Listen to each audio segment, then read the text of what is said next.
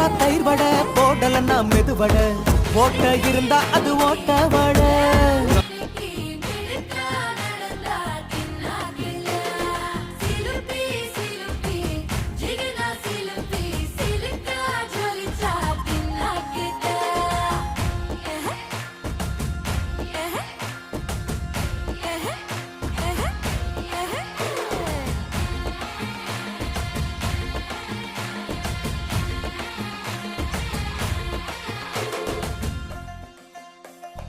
அஞ்சாறு ஜல்லட கண்ணு